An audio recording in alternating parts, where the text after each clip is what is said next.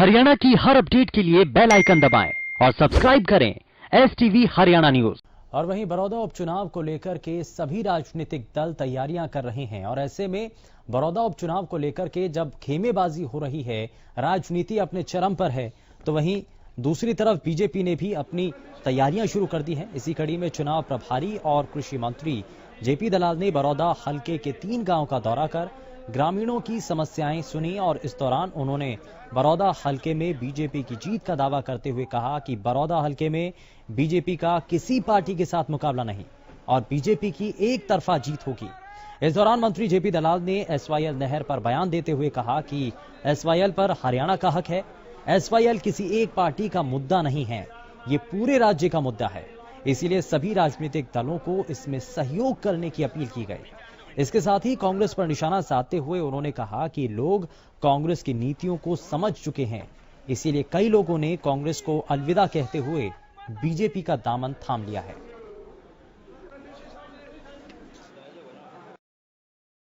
मुझे अपेक्षा से ज्यादा समर्थन दिखाई देता है। लोगों के अंदर ये समझ आ गई है कि उनके एक विधायक बनाने से भारतीय जनता पार्टी की सरकार में फर्क नहीं पड़ता, कांग्रेस की पार्टी में कोई फर्क नहीं पड़ता, बड़ौदा हल्के को फर्क पड़ता है। बड़ी बड़ी सरकार में यहाँ के लोग, हर वोटर ये चाहता है कि विकास कराएं, विकास के अंदर हिस्सेदारी करें। दूसरी पार्टियों को 15-15 साल उन्होंने विधायक बना के देख लिया, उससे पहले 10-15 साल और पार्टी का बना के देखा है। आज तक भारतीय जनता पार्टी का उन्होंने नहीं बनाया विधायक और यही उनको इच्छा है।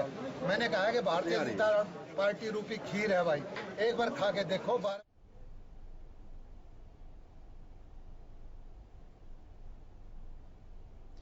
तो उपचुनाव के इस दंगल में इसी रूप में बयानों के कई तीर चल रहे हैं, जहां एक तरफ राजनीतिक दल आरोप प्रत्यारोप की राजनीति कर रहे हैं, तो वहीं दूसरी तरफ जो है इसको लेकर के आरोप भी लगाए जा रहे हैं। बड़ौदा उपचुनाव को लेकर के अब लगातार सियासत भी तेज हो चली है। पार्टी नेता एक दूसरे पर वार पलटवार कर रहे हैं।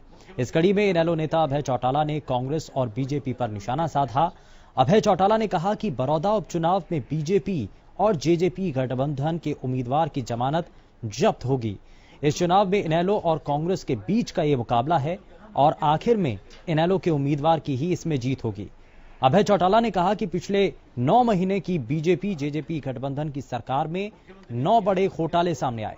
इन घोटालों के दौरान उनके मंत्री और नेताओं ने अपनी जेब भरने का काम किया। विधानसभा सत्र के दौरान इनेलो इन घोटालों के दस्तावेज के साथ जानकारी हाउस को देने का काम करेगी। अभय चौटाला ने कहा कि 10 साल कांग्रेस राज में भी बड़ौदा हलके के लोगों की अनदेखी ही हुई है।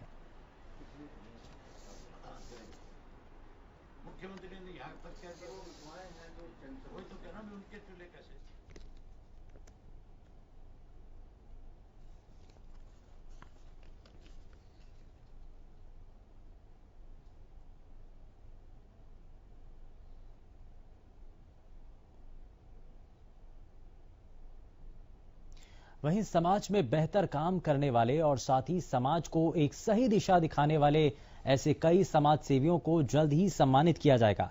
दरअसल राष्ट्रपति रामनाथ कोविंद पद्मश्री 2021 अवार्ड से जल्द ही उन शख्सियतों को सम्मानित करेंगे जिन्होंने अपने जीवन में समाज सेवा के तौर पर अच्छा काम किया है। वहीं समाज सेवी रवि कालरा भी उनमें से एक हैं, जो अपने जीवन में अभी तक 6000 लावारिस शवों का अंतिम संस्कार कर चुके हैं और 65,000 से ज्यादा लोगों का रेस्क्यू कर अपनी संस्था में उनकी सेवा कर रहे हैं। इस संस्था में बेसहारा, मंद बुद्धि, असहाय बुजुर्ग, लाचार, मानसिक रूप से बीमार या फिर वो लाइलाज बीमारियों से ग्रस्त लोग हैं और उन्हें रहना, खाना, दवाइयां और रोजमर्रा की सभी सुविधाएं निःशुल्क उपलब्ध कराते हैं। ये संस्था सरकार के सहयोग से नहीं बल्कि जनता के सहयोग से चल रही है। वहीं समाज सेवी रवि कालरा ने कहा कि पद्मश्री अवार्ड मिलने से और ज्यादा समाज सेवा करने का हौसला बढ़ेगा और दूसरे लोगों को भी इससे प्रेरणा मिलेगी।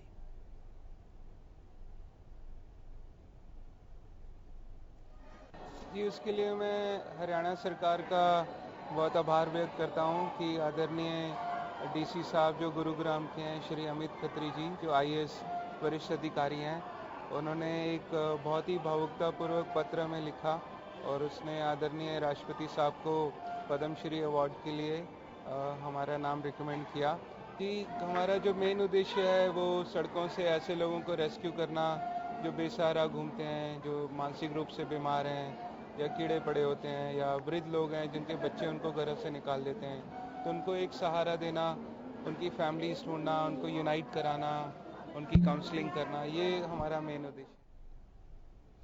वहीं अब बात कोरोना संक्रमण की, जिसकी वजह से आज देश, दुनिया और सभी लोग इससे प्रभावित नजर आते हैं। लेकिन बात यहां पर हरियाणा के झज्जर की बात हो रही है, जहां पर कोरोना संक्रमण का आंकड़ा 1000 के पार तक पहुंच चुका है।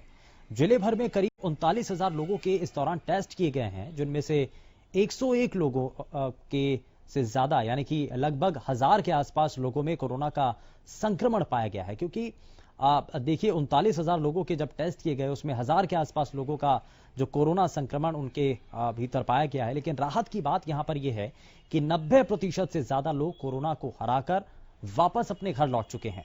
903 लोग स्वस्थ होकर अपने घर लौटे हैं, जबकि 84 संक्रमितों का फिलहाल उपचार चल रहा है। जिले में कोरोना संक्रमण से 14 लोगों की मौत भी हो चुकी है। फिलहाल अनलॉक के नियम लागू हैं, सारी व्यावसायिक गतिविधियां भी अब लगभग शुरू हो चुकी हैं। बाजारों में भीड़ बढ़ चुकी है और ऐसे में कोरोना से बचने के लिए सरकार ने चेहरे पर मास्क को अनिवार्य किया हुआ है। जो लोग बिना मास्क के घर से बाहर निकलते हैं उनके चालान भी किए जा रहे हैं। सबसे बड़ी चीज है कि हम लगातार सभी लोगों को जो है जागरूक कर रहे हैं। सभी को बताया जा रहा है कि जैसे आप पहले करते आए हैं, साफ सफाई रखें, सैनिटाइजर का प्रयोग करें, मास्क का प्रयोग करें, जब भी आप बाहर सार्वजनिक स्थान पर आते हैं 2 गज की दूरी बनाए रखें। इसके अतिरिक्त प्रशासन की तरफ से जो है टेस्ट लगातार करवाए जा रहे हैं। 39,000 से ज्यादा टेस्ट हो चुके हैं और इसमें मात्र 1001 लोग जो अभी पॉजिटिव जो है हमारे यहाँ। और बिजली विभाग में लगातार निजीकरण को लेकर के अब कर्मचारी लामबंद हो चुके हैं और वो इसका विरोध कर रहे हैं।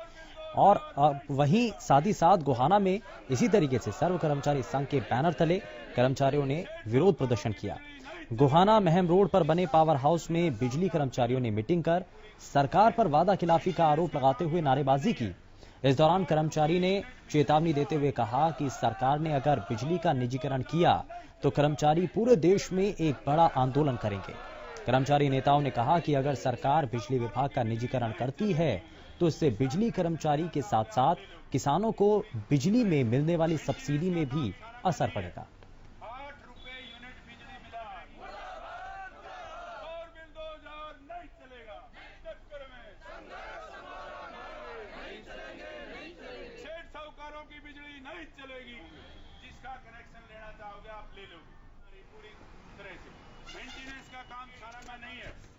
8 रुपए यूनिट बिजली मिला और बिल 2000 नहीं चलेगा। टक्कर में सेठ साहूकारों की बिजली नहीं चलेगी। जिसका कनेक्शन लेना वहीं बिजली चोरी को लेकर के विभाग अब पूरी तरीके से सख्त हो चुका है और लगातार सामने आ रहे बिजली चोरी के मामलों को लेकर के विभाग की तरफ से अब एक्शन भी लिया जा रहा है। साथ ही आपको बता दें कि जुलाना में बिजली निगम के अधिकारियों और कर्मचारियों ने बिजली चोरी करने वाले लोगों के खिलाफ अभियान चलाया। अभियान के तहत जुलाना में कई लोग बिजली चोरी करते हुए पाए गए। निगम ने इन लोगों के खिलाफ जुर्माना किया और 17 लोगों से रिकवरी भी की है। साथ ही बाकी लोगों से भी रिकवरी के लिए निगम के कर्मचारी जुटे हुए हैं।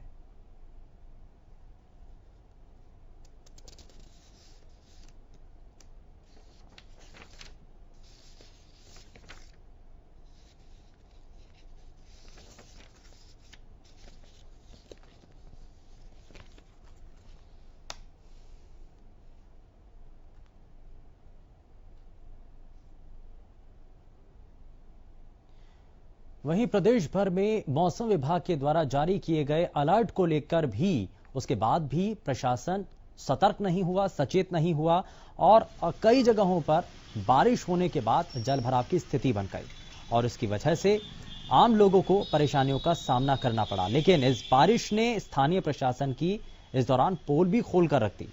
महज 1 घंटे की बारिश ने पूरे शहर को पानी पानी कर दिया। बारिश की वजह से सड़कों पर जल जमाव होने की वजह से सड़कों पर जाम की स्थिति बन गई। स्थानीय लोगों की माने तो थोड़ी बारिश में ही सड़कों पर पानी भर जाता है। लोगों ने प्रशासन के द्वारा जो इंतजाम किए गए हैं वहां पर और भी ज्यादा पुख्ता प्रबंध करने की मांग की है। लोगों ने कहा है कि जो नालियां बनाई गई हैं उसमें सफाई करवाई जाए ताकि जल भराव की समस्या से निजात मिल सके। साल भर पहले ये नाला बनाया है और सड़क बनाई है। नाले में इन्होंने पाइप नहीं दी जिससे पानी निकल सके। नाले में पाइप ना देने की वजह से पूरा ये भरा रहता है। लड़कियों को स्कूल है, लड़कियां इसमें भीगती जाती हैं, भीगती आती हैं। और हमने जेई साहब से, एमई साहब से सवाल किया, भाई आपने इसकी मतलब पेमेंट कैसे कर दी जब इसमें घट्टी नहीं हुई, इनके अंदर मोटर में पाइप नहीं लगाया, आपने पेमेंट कैसे कर दी? आपने यहाँ के मतलब इसका साइड पे आके देखा कैसा काम हुआ कैसा नहीं हुआ? अजी करवाएंगे 1.5 साल हो गया अभी, आज तक इनमें पाइप नहीं लगे हैं। और बरसात के 2-3 घंटे तक पानी भरा रहता है और लड़कियों का यहाँ होता है आवागमन, तो प्रशासन तो करने नहीं सोया हुआ जी। ये कहना चाहेंगे कि हमारे को निकलने की जगह नहीं मिलती, बहुत दिक्कत आती है, निकलते पड़ते हैं। 1 घंटे से बैठी हूँ मैं पानी के मारे, पानी भर जाता जगह। हाँ। वहीं सिरसा के अस्पताल से चोरी हुई नवजात बच्ची को पुलिस प्रशासन के द्वारा अब बरामद कर लिया गया है। और आपको बता दें कि पुलिस ने गांव अबहोली में निसंतान दंपति से बरामद किया है। पुलिस का कहना है कि इस मामले में नवजात बच्ची की मां की संलिप्तता के साथ किडनैपिंग के एंगल को लेकर के भी जांच की जा रही है। जिस दंपति से बच्ची बरामद हुई है उनका कहना है कि आशा नामक महिला ने बच्ची उन्हें सौंपी थी। ये दंपति निसंतान होने की वजह से उपचार के लिए जनता अस्पताल जाती थी और वहीं उनकी पहचान आशा से हुई। निसंतान दंपति का कहना है कि आशा ने कहते हुए बच्ची को उनके हवाले किया था कि उनकी रिश्तेदारी में एक बच्ची पैदा हुई है और जिस महिला ने बच्ची को जन्म दिया है उसके पहले से 3 बच्चियां हैं, इसीलिए वो बच्ची को रखने की इच्छुक नहीं है। ये सुनने के बाद जिस तरीके से निसंतान दंपति ने बच्ची लेने के लिए रजामंदी दे दी, जिसके बाद आशा ने उन्हें बच्ची सौंप दी। अब पुलिस ने बच्ची को बरामद कर लिया है और आशा की तलाश जारी है।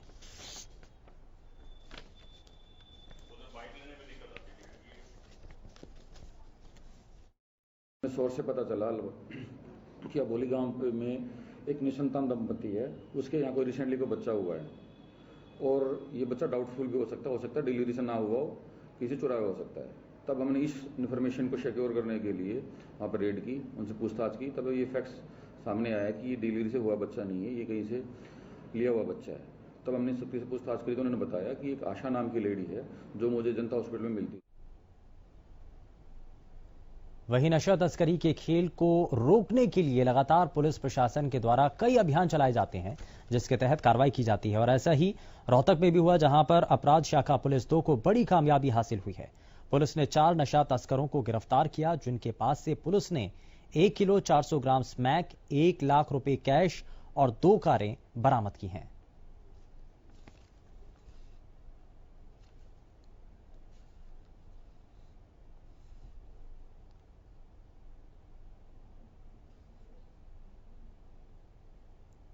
फिलहाल के लिए बस उतना ही। नमस्कार।